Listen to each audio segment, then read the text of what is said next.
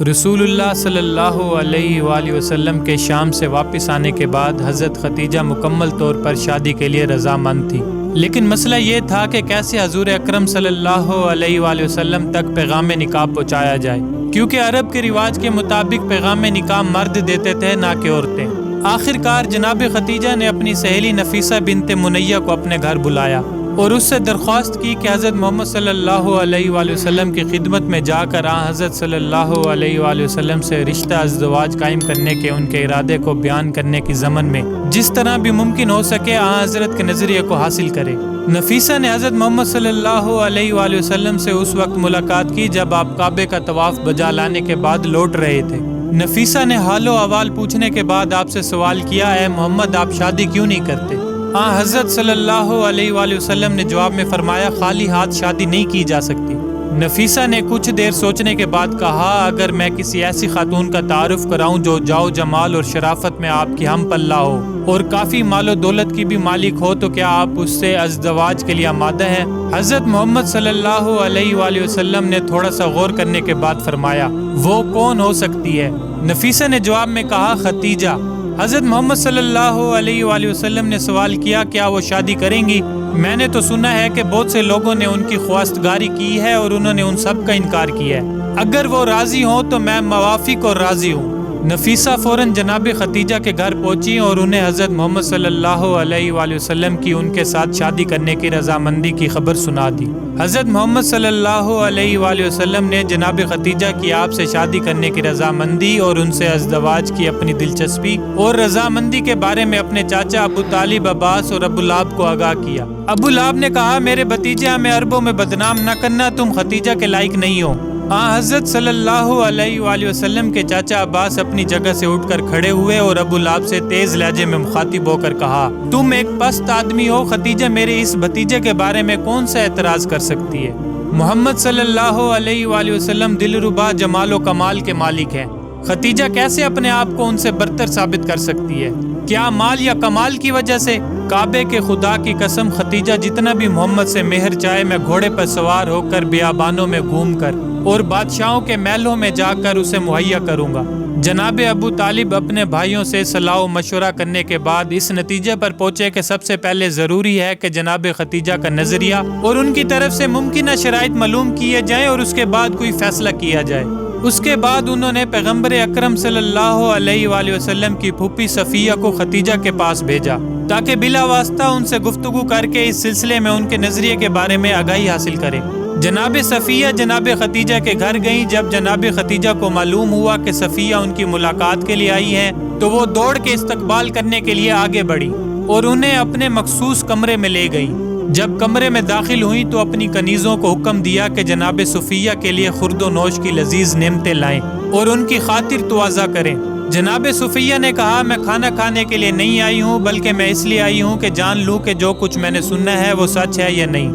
جناب خدیجہ نے یہ پوچھے بغیر کہ آپ نے کیا سنا ہے اور دوسرے لوگ کیا کہتے ہیں، جواب میں کہہ دیا، جی ہاں آپ نے صحیح سنا ہے، وہ عورت خوش قسمت ہے جو محمد صلی اللہ علیہ وآلہ وسلم کی شریک حیات بنے، کیونکہ محمد صلی اللہ علیہ وآلہ وسلم ان کے لیے فخر و مباحت کا سبب ہے۔ میں محمد صلی اللہ علیہ وآلہ وسلم کی عظمت اور شخصیت سے واقف ہوں اور ان کے ساتھ زندگی گزارنے کو اپنے لیے سعادت اور ایک عظیم تر فخر سمجھتی ہوں۔ ان کا مہر بھی میں اپنے مال سے ادا کروں گی۔ جناب صفیہ نے جناب خدیجہ کا دو ٹوک الفاظ میں جواب سن کر خوشی اور مسرت میں کہا، اے خدیجہ خدا کی قسم آپ محمد صلی اللہ علیہ وآلہ وسلم سے محبت کرنے میں حق بجانب ہیں۔ ابھی تک کسی آنکھ نے آپ کے محبوب کے مانند کسی نور کو نہیں دیکھا ہے اور کسی کان نے ان کے کلام سے شیریں تر کلام نہیں سنا ہے۔ اس کے بعد جناب صفیہ نے حضرت خدیجہ سے رخصت لی اور مسرت و شادمانی کی حالت میں جناب ابو طالب کے گھر کی طرف لوٹی، جہاں پر بنی ہاشم کے بزرگ افراد ان کا انتظار کر رہے تھے۔ جناب ابو طالب کے گھر میں داخل ہونے کے بعد جناب صفیہ نے بنی ہاشم کے بزرگوں کے سامنے حضرت محمد صلی اللہ علیہ وآلہ وسلم کے تئیں جناب خدیجہ کے ناقابل توصیف و محبت و احترام کو بیان کیا۔ ابو لہب کے علاوہ بنی ہاشم کے تمام افراد یہ خبر سن کر خوش ہوئے، کیونکہ ابو لہب ہمیشہ حضرت محمد صلی اللہ علیہ وآلہ وسلم سے حسد رکھتا تھا اس کے بعد حضرت صلی اللہ علیہ وآلہ وسلم کے چچا اور بنی ہاشم کے بزرگوں نے باضابطہ طور پر جناب خدیجہ کے پاس خواستگاری کے لیے جانے کا فیصلہ کیا۔ 28 سال ہجرت سے قبل 9 شوال کو جناب ابو طالب اپنے عید کے لباس کو زیب تن کر کے بنی ہاشم کے چند بزرگوں کی سرپرستی کرتے ہوئے حضرت خدیجہ کے چاچا عمرو بن اسد کے گھر کی طرف روانہ ہوئے، کیونکہ طے یہ پایا تھا کہ نکاح خوانی کی رسم وہیں پر منعقد ہوگی۔ تواضع اور مہمان نوازی کے بعد سب سے پہلے جناب ابو طالب نے خدائے سبحان کی وحدانیت اور مکہ و محمد کی عظمت کے بارے میں ایک خطبہ دیا۔ خطبہ پڑھنے کے بعد مہر کے بارے میں گفتگو ہوئی۔ حضرت خدیجہ رضی اللہ تعالی عنہ کے مہر کے بارے میں مختلف اقوال نقل کیے گئے ہیں۔ ابن عباس نے خدیجہ کا مہر 12 اقیہ ذکر کیا ہے، جبکہ سیرہ ابن حشام میں 20 بکرا ذکر کیا گیا ہے۔